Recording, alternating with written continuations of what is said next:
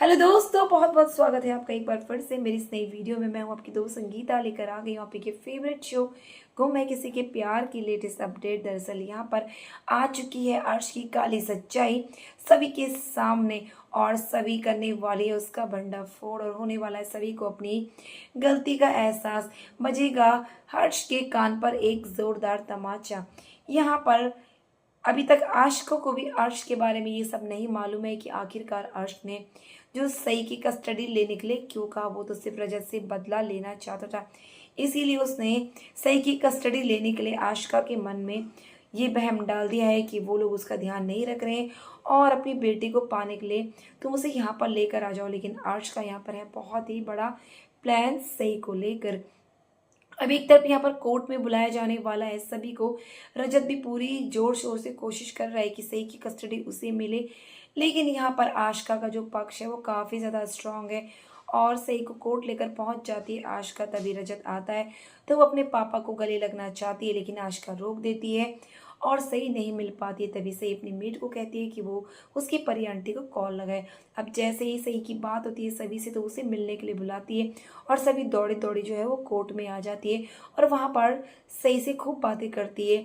सभी अपना स्कार्फ भी देती है कि जब उसे उसकी याद आए तो वे इस स्कार्फ को यूज़ कर ले और उसे बहुत अच्छा लगेगा जब वो ये सब यूज़ करेगी। लेकिन यहाँ पर जो है सही को अच्छा नहीं लगता। सही कहती है परी आंटी मुझे यहाँ पर नहीं रहना है, मुझे अपने साथ ले चलो, मुझे मेरे पापा के साथ ले चलो, मुझे मेरी दादी की याद आती है, सबकी याद आती है और यहाँ मुझे अकेले सब कुछ करना पड़ता है और मम्मा जो है वो बाहर चली जाती है, मुझे अच्छा नहीं लगता, आप मुझे अपने साथ ही रख लो। लेकिन यहाँ पर क्या करे, सभी कुछ नहीं कह सकती।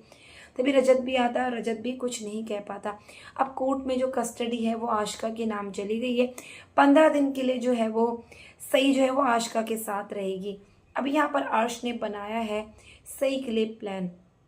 दरअसल कस्टडी लेना तो सिर्फ एक बहाना था अर्श का रजत से बदला लेने के लिए। तभी तो वो आशिका को कहता है कि तुम अपनी बेटी की कस्टडी ले लो।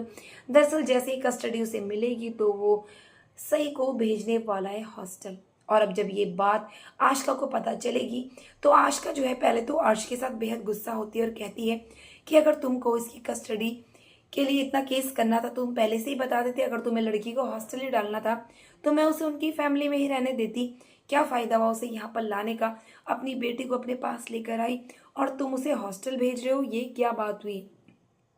तभी अर्श समझाता है कि उसका हॉस्टल में रहना बहुत ज़रूरी है, आखिरकार वो तुम्हारी बेटी है, तुम्हारी ही बेटी कहलाएगी, उस रजत की फैमिली से दूर रहेगी और हम लोग वीकेंड में उससे मिलने जाएंगे। अब यहाँ पर आशिका के मन को भी वो बिल्कुल ब्रेन वॉश कर देता है। ये कह देता है कि चलो ठीक है, हम कभी कभी चले जाएंगे उससे मिलने के लिए।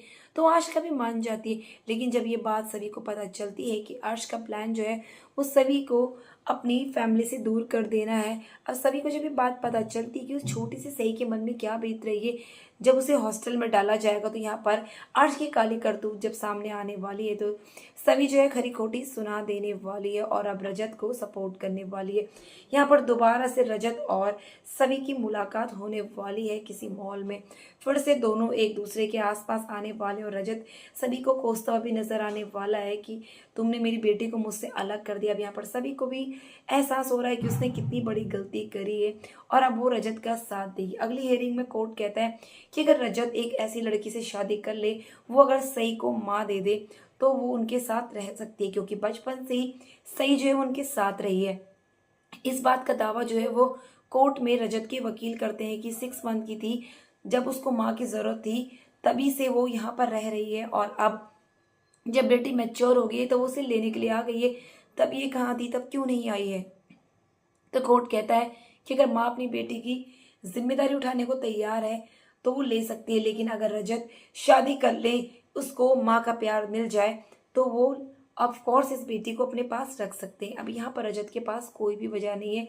अब ऐसे कैसे किससे शादी कर ले रजत। यहाँ पर रजत की मॉम डिसाइड करती है कि वो अपनी सही के लिए एक ऐसी माँ लेकर के आएगी जो उसे बहुत प्यार करेगी और कभी भी सगी माँ की कमी होने नहीं देगी।